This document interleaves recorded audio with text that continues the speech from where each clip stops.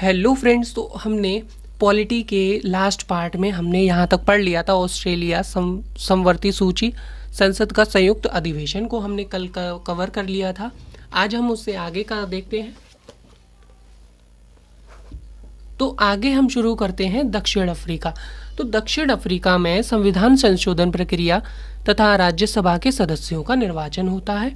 उसके बाद जापान एक विधि द्वारा स्थापित प्रक्रिया है। जर्मनी आपातकालीन प्रावधान है।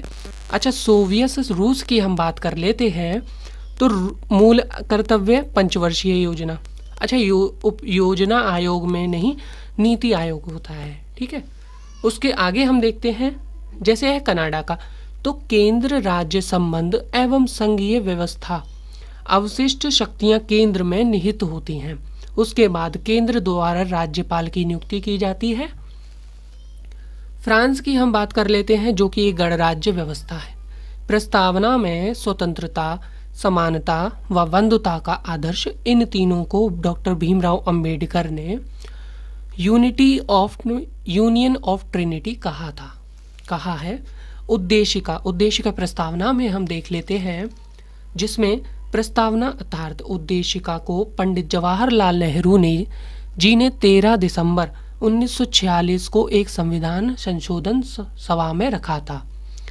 इसे 22 जनवरी 1947 को पारित किया गया। उद्देशिका में संविधान के लक्ष्य का आदर्श निहित है, इसलिए इसे संविधान का दर्शन भी कहते हैं।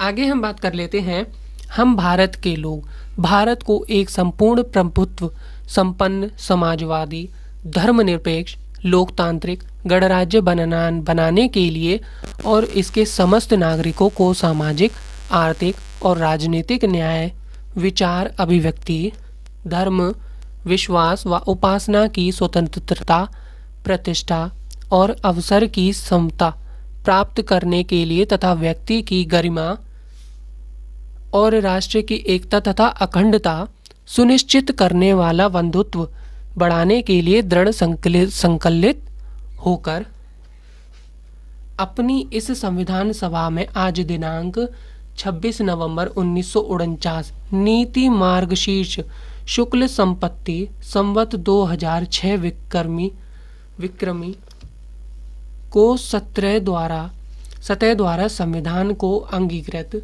अधिनियम और आत्मपारित करते हैं। एक नोट को देखते हैं।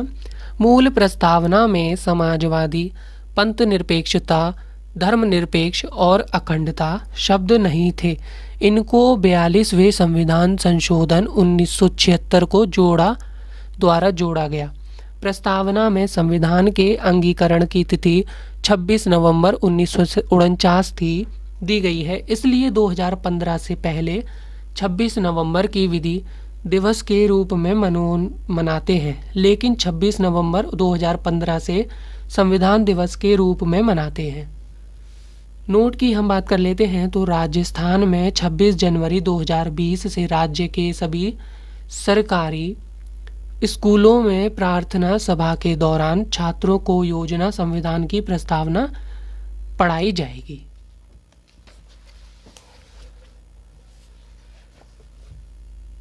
प्रस्तावना की प्रकृति गैर न्यायिक है, अर्थात प्रस्तावना न्यायवाद योग्य नहीं है। उद्देश्य शक्ति का स्रोत नहीं है।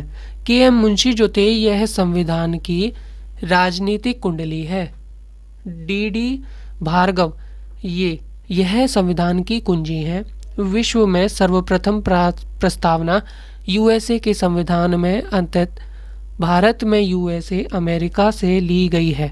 इस पर ऑस्ट्रेलिया के संविधान का प्रभाव दिखाई देता है। अनुसूचियों की हम बात कर लेते हैं। यह संविधान में 8 अनुसूचियां थी, वर्तमान में 12 अनुसूचियां हैं। प्रथम अनुसूची की हम बात करते हैं, जिसमें भारतीय संघ के राज्यों व संघ राज्य क्षेत्रों के नाम व उनके विस्तार का उल्लेख है, अनुच्छेद 1 से 4 में।